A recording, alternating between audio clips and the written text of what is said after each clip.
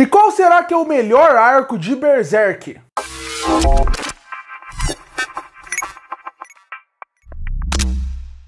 E Berserk é o meu mangá preferido. E uma brincadeira que todo mundo já fez é discutir qual é o seu arco preferido da sua obra preferida ou de uma obra que você gosta bastante. E por causa disso, eu resolvi trazer esse quadro aqui no canal que eu acho que vale a pena discutir, que é qual é o meu arco preferido de algumas obras. Isso é legal porque eu consigo falar mais sobre a obra, discutir ela de modo geral e ainda fazer essa brincadeira de discutir qual é o meu arco preferido. Vale, obviamente, destacar que Berserk ainda não acabou. Então o próximo arco, ou o arco final, pode ser o melhor arco da obra, mas até o momento essa vai ser uma lista de momento. Então vale destacar o momento que o vídeo está sendo feito. Outra coisa que vale destacar é que, obviamente, essa é a minha lista pessoal do meu arco preferido, meu gosto pessoal. Então eu recomendo que você comente aí embaixo qual é o seu arco preferido de Berserk. Então como vai funcionar esse vídeo? Eu vou falar quais são os arcos de Berserk, dando a minha opinião por cima de cada arco, e no final eu faço um top, falando do pior ao melhor arco, de acordo com a minha opinião, obviamente. Berserk é dividido em 5 arcos. Ele é dividido entre o arco do Espadachim Negro, depois tem o arco da Era de Ouro, depois tem o arco da Torre da Convicção, o arco do Falcão Milenar e termina no arco de Fantasia. Bom, vou falar um pouco dos arcos de modo geral. Vale destacar que o primeiro arco, que é o arco do Espadachim Negro, ele é dividido em 2 partes, porque a obra começa com o Espadachim Negro e depois que termina o arco da Era de Ouro, eles voltam para mais uma sequência que também é considerado parte desse arco. Para quem não conhece, Berserk conta a história de Guts, uma pessoa que desde o seu nascimento já sofreu muito na vida. Afinal, a sua mãe foi enforcada e ele nasceu da sua morte. A partir daí, ele foi adotado pelo Gambino, que colocou ele na parte do seu bando. Ele teve que sobreviver através daquele bando, até que um momento ele foi acolhido pelo bando do Falcão e a partir daí a sua história começa a ser desenvolvida. O Kentaro Miura resolveu começar sua obra pelo Espadachim Negro. E no Espadachim Negro, a gente já conhece o Guts na parte mais sofrida da sua vida. Depois que ele já passou pelas piores coisas da sua vida. Você percebe que ele já tem a sua espada gigante, mas ele já tem aquele canhão no seu braço. A partir daí, essa parte, o Miura, ele estava testando muita coisa da sua obra ainda. Se você reparar, o Espadachim Negro, ele é até um arco que ele sofre um pouco pelo início do autor como escritor. Não no sentido de como ele escrevia, mas ele fez com que o arco do Espadachim Negro fosse algo muito mais episódico. Dessa forma, o autor conseguia muito mais brincar com o gênero e brincar com a obra. Tanto que o Punk aparece como um alívio cômico, e você percebe que visivelmente o Punk era um teste para ver se estava certo ou não, uma dupla pro Guts. Você vê que a personalidade do personagem é construída de uma forma onde o Kentaro estava testando, e por isso o arco é bem episódico. Cada momento, por que eu falo que é episódico? Porque são arcos que começam e terminam nele mesmo. São pequenos arcos que vão acontecendo isso. E o arco do Espadachim Negro começa da primeira vez que a gente vê o Guts sendo preso e conhecendo o Punk, até onde termina, onde ele conhece pela primeira vez, de acordo com o mangá, a mão do rei. E a partir daí, ele conhece o Griffith, que não é época, o Phantom, a gente não sabe exatamente essa informação, e a partir daí, esse é um arco que você vê que o desenho dele estava muito no começo, a evolução do desenho é visível, então por isso que eu falo que o Espadachim Negro é um arco que ele é bem problemático, no sentido de, ele é um bom arco, eu gosto desses primeiros volumes, mas eu entendo quem descarta ele ou nem considera, porque eu já vi muita gente falar que considera que Berserk começa na Era de Ouro. Eu sei que muita gente considera isso, porque esse começo é um pouquinho mais difícil a leitura do que o resto, mas eu tenho 2 opiniões sobre o Espadachim Negro. Primeiro, que eu entendo que é um arco de teste, eu acho que ele é um arco muito importante para explicar muita coisa para o público. Eu tenho uma opinião que o Espadachim Negro, esse arco inicial, ele funciona muito melhor quando você termina de ler Berserk e relê esses começos, já sabendo várias informações da obra, do que na primeira leitura. Mas é um arco que ele funciona bem. Saindo desse arco, a gente entra na Era de Ouro, que é o arco mais conhecido de Berserk. Quem não conhece o mangá, conhece esse arco, porque ele foi um arco que foi mais adaptado para o audiovisual. Você pode perceber que ele teve os filmes,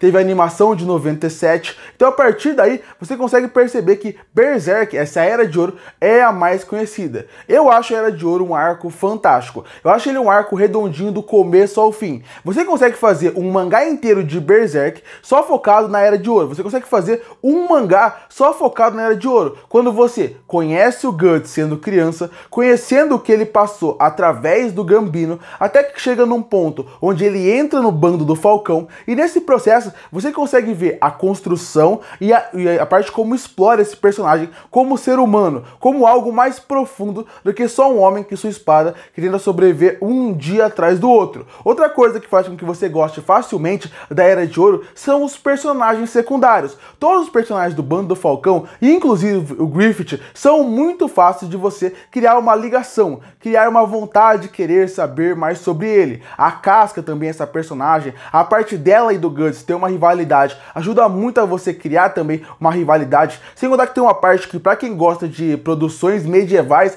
é muito interessante, que é a parte onde envolve batalhas medievais, como funciona traições de castelo. Para quem gosta desse estilo de obra, a Era de Ouro é um prato cheio em todos os sentidos, desde o ponto de estratégia de batalha, passando para o ponto de como funciona dentro do castelo, de um querer trair o outro, como funciona essa ideia de subir a hierarquia do castelo, sem contar que as discussões interessantíssimas que Berserk traz estão nesse arco. Muita gente considera que Berserk, e considera por ver as imagens, que Berserk é só um mangá violento, é só um mangá que é morte atrás de morte, com cenas completamente grotescas em questão de realmente apelar na parte violenta. E realmente Berserk tem isso, mas esse não é o ponto principal. Berserk é um mangá que discute solidão, amizade, também um pouco da vida, você refletir um pouco sobre a vida. Berserk é muito mais profundo que isso, e você consegue ver através desse personagem. E esses discursos que são feitos durante todo o mangá, relação de amizade, solidão, família, companheirismo, é feito a partir daqui. E você precisa que esse arco funcione muito bem para você se conectar com o resto da obra. Você se conecta tanto com os personagens que o maior vilão da obra, que é o Griffith, você consegue perceber que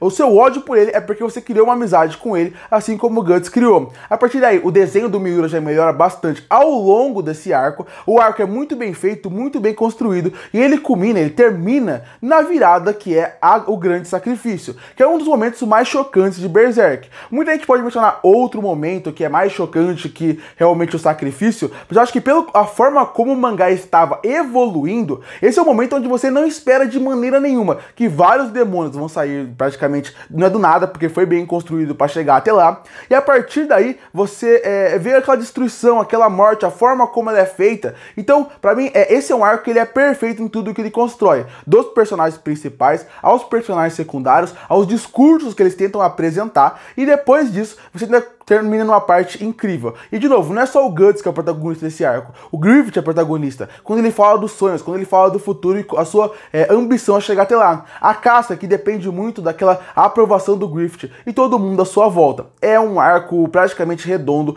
e perfeito e muito bem feito. Depois desse arco, a gente volta pro arco do Espadachim Negro, junto com o arco das Crianças Desaparecidas. Até o final das Crianças Desaparecidas ainda é considerado o arco do Espadachim Negro. Bom, depois a gente tem mais um pouquinho do Espadachim Negro e continua com a aventura solo dele e chega no grande momento que seria a das Crianças Desaparecidas. Esse arco das Crianças Desaparecidas, ou Crianças Perdidas, tem um momento que é muito chocante, que é muito impactante, e um dos momentos que eu considero mais pesados de Berserk, que é o momento onde as crianças estão brincando de adulto. Essa parte realmente é muito pesada, mas o arco em si, apesar de não ser um arco ruim e ter uma grande sequência de ação final, eu acho um arco que ele, comparado com o resto da obra, ele é um arco só mediano. Eu acho que o Espadachim Negro é um arco mediano como um todo. Ele não é um arco ruim, mas ele é um arco só mediano. Depois disso, a gente chega num outro arco de Berserk, que também é muito impactante e que também funciona muito bem pra mim, que é o arco da Torre Milenar. Pra mim, como eu falei, Berserk é muito além da violência. E nesse ponto, é a hora que o Berserk já largou aquela ideia mais de ser um mangá só medieval e entrar nessa parte mais realmente do místico, das criaturas, dos demônios.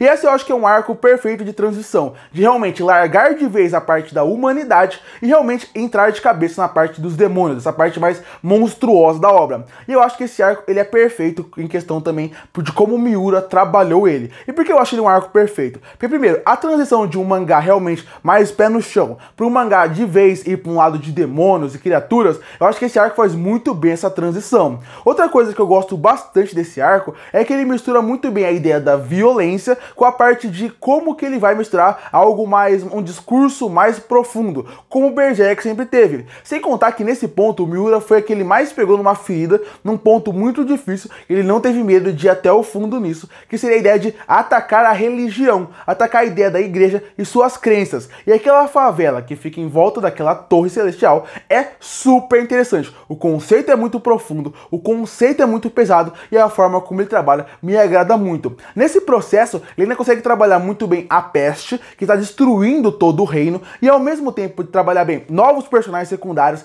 Esse é um arco dificílimo pro Kentaro Miura, porque ele tem que trabalhar muitos núcleos ao mesmo tempo. E mesmo assim, ele consegue fazer isso muito bem. Ele consegue trabalhar núcleos diferentes, acampamentos diferentes, personagens diferentes, com ideais diferentes, e mesmo assim engrandecer essa obra. É muito importante que Berserk ele não fique só com a ideia de um lado do grupo. Ele precisa que tenham outras pessoas que veem toda aquela monstruosidade como uma salvação, como algo entregue de Deus para ele se salvar. E eles conseguem fazer isso muito bem com algumas personagens que são introduzidas nesse arco. Eu também gosto muito de como ele consegue realmente ir escalonando a ação desse arco e como ele consegue realmente entregar coisas grotescas e coisas realmente impactantes de uma forma onde você que está vendo o mangá consegue sentir. Não é a violência pela violência, não é uma violência de graça só para poder realmente fazer um impacto no público. Ela tem um sentido, ela tem uma motivação e as coisas vão fluindo muito bem. Eu gosto muito desse arco. Eu acho realmente um dos melhores arcos de Berserk, exatamente porque a transição é muito bem feita, os discursos são renovados de uma forma muito interessante. Realmente a ideia dos novos personagens funcionam muito bem e acrescentam a obra. E é a partir daí que o grupo do Guts vai crescendo. A partir daí que a grande transformação do Guts acaba acontecendo. Pra mim é mais um arco redondinho que o Miura entrega. E ele que estava provavelmente numa fase muito inspirada, depois desse arco da Torre Celestial, ele entrega mais um arco que é praticamente perfeito, que é o arco do Falcão Milenar. O arco do Falcão Milenar é o momento que a gente volta pro Griffith, porque logo depois que acaba a Torre Celestial, é o momento onde a gente acaba vendo aquele ovo e a gente vê que o Griffith realmente retorna à sua vida. A partir daí, ele acaba criando seu novo bando do Falcão. E esse, como eu falei, é o momento onde o Miura larga de vez esse pé no chão que Berserk ainda tinha um pouco e vai para a parte mais mística dessa parte. Essa parte, a obra é dividida em dois núcleos. O núcleo do Griffith, onde a gente vai conhecer um pouco mais de como ele vai recrutar os demônios, o potencial e o poder que ele tem em cima deles, misturado com os humanos, e o lado do Guts. Eu acho que o arco do Falcão Milenar, ele funciona muito bem pela forma como ele trabalhou o arco da Torre Celestial. Essa dinâmica de mudar o lado, de mostrar uma outra visão sobre uma divindade, ela é acrescentada, explorada e expandida no Falcão Milenar. O Falcão Milenar, ele trabalha muito bem a ideia do Griffith, a ideia dele como um líder e como as pessoas veem ele como salvador. Ao mesmo tempo, o Miura continua tendo aquele discurso religioso e cutucando essa ideia do discurso religioso, trabalhando muito bem o Griffith com o ideal de o Griffith, ele é a salvação, ou quem te dá a mão pode ser, na verdade, alguém que vai trazer a sua destruição. O arco do Falcão Milenar, ele também é um arco perfeito no sentido de como ele traz outras religiões aqui pra dentro, com os Kushans.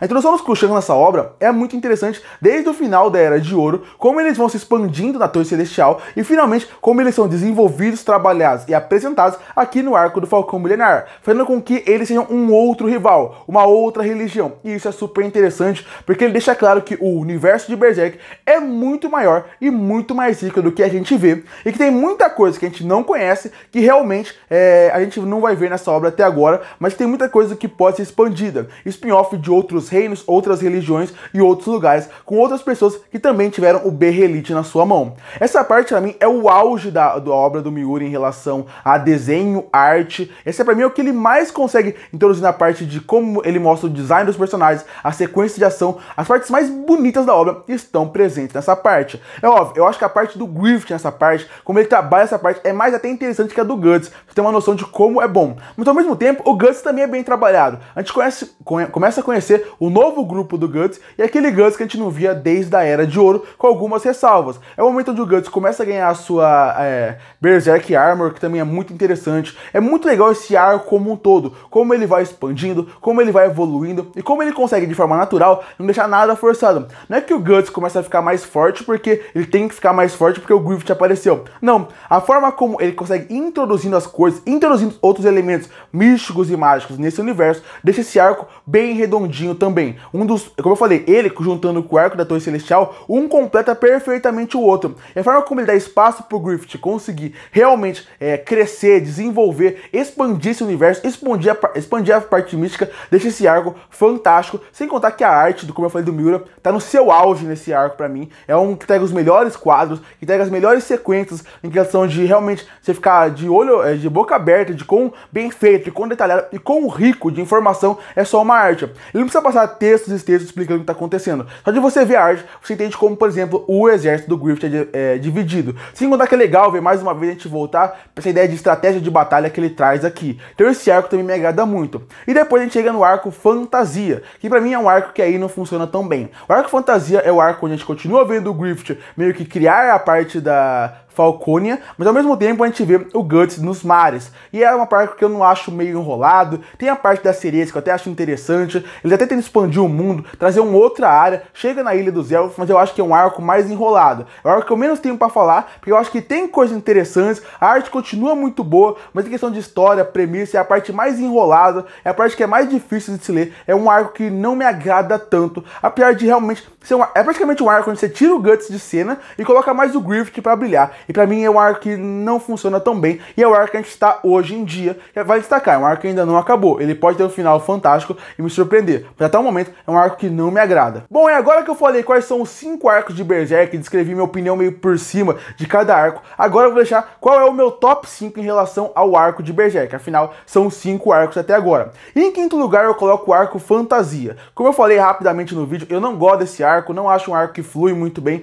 poderia ter sido trabalhado muito melhor. E em quarto lugar eu coloco o arco do Espadachim Negro, que também entra no arco das Crianças Perdidas. Eu acho esse arco que ele tem um potencial, ele é interessante, mas ele é muito injustiçado, porque ele é no começo do arco e é logo depois da Era de Ouro. Ou seja, as expectativas sempre estão muito altas para esse arco. Eu acho que ele é injustiçado. Não acho um arco perfeito, mas não acho um arco ruim. Acho melhor que o arco Fantasia. Em terceiro lugar, eu coloco o arco do Falcão Milenar. Eu acho que a arte, como eu falei, do Miura tá no auge aqui, e a parte do Griffith é muito empolgante. E realmente eu entendo quem considera esse o arco melhor. Para quem gosta mais da parte mística, na parte de demônio, esse realmente tem que ser o arco preferido da pessoa, porque é o que o melhor Miura trabalha tudo isso. Eu que gosto mais de alguns outros discursos, de algumas outras ideias, coloco esse como terceiro lugar da lista. E em segundo lugar eu coloco o arco da Torre Milenar. Foi o que eu falei, pra mim esse arco é quase perfeito. Ele é aquele arco que faz a transição perfeita do arco dos humanos pro arco dos demônios de vez, onde leva o Berserk para um outro caminho. É um arco que tem uma excelente discussão religiosa, excelentes batalhas, excelentes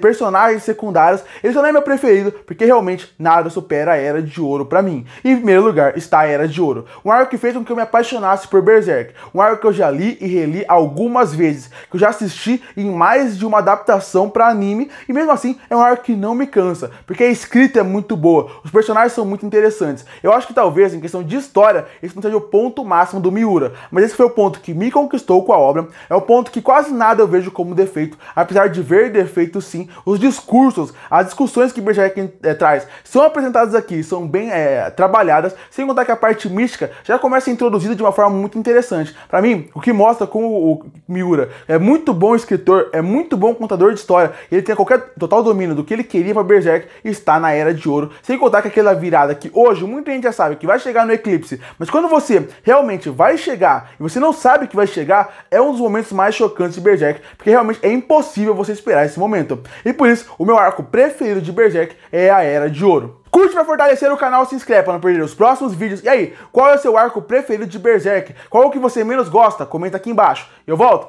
no próximo vídeo.